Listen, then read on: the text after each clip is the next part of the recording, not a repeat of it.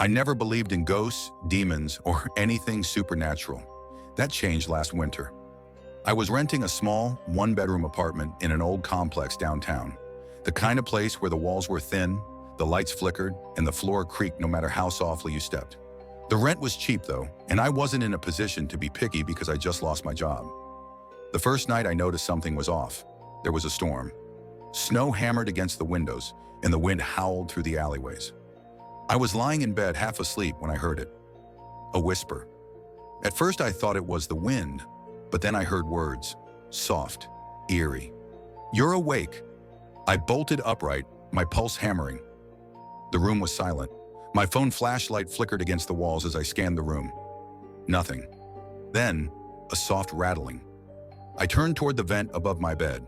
The metal slats vibrated slightly, almost as if something was breathing behind them. I forced a laugh. Thin walls, probably my neighbor.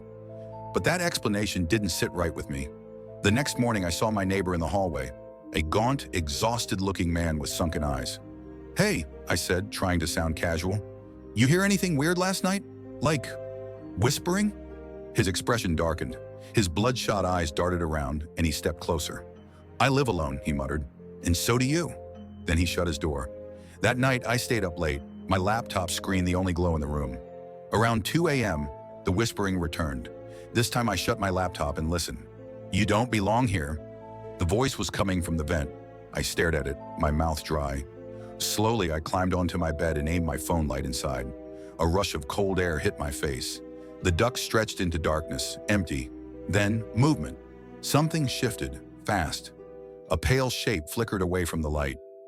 Too long, too thin, and the fingers, they curled around the grates before vanishing. I stumbled back so fast I nearly fell off the bed. I didn't sleep that night. The next day I told my landlord something was in the vents. His response? "This building's old, probably rats." I knew that wasn't a rat. That night I kept every light on. But around 3 a.m. I heard it again. Crawling. The slow, deliberate scrape of something moving through the ducts.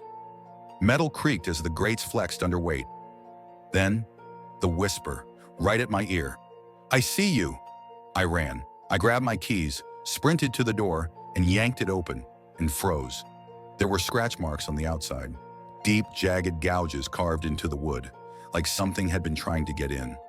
I slammed the door shut, shoved my dresser in front of it, and grabbed my phone to call the police, but before I could dial, buzz, unknown number. I hesitated, then answered with a shaky, "Hello?"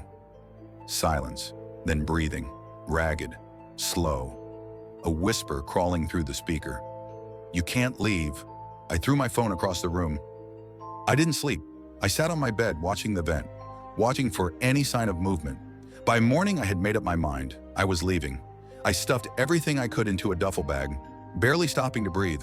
But when I reached the front door, my stomach turned. The scratches were gone. Not just the scratches. The entire door looked untouched, like it had never been damaged at all. I opened it carefully, peering into the hallway. Empty, silent, too silent.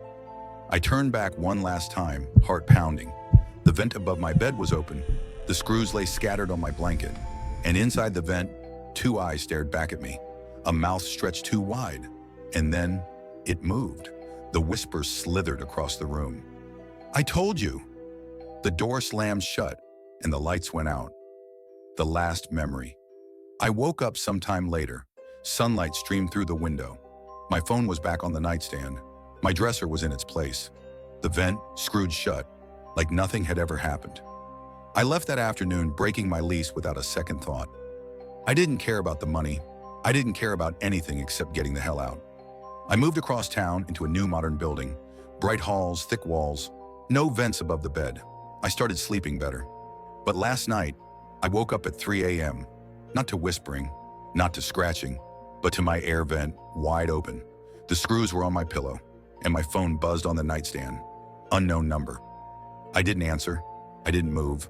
I just lay there, heart racing, telling myself it wasn't real, telling myself it was just stress, just paranoia. But then, my phone whispered. No ringtone, no call. Just the speaker clicking on, filling the dark room with the slow, rattling breath of something listening. Something waiting. And now I don't know what's real anymore. Did I escape, or did I bring it with me?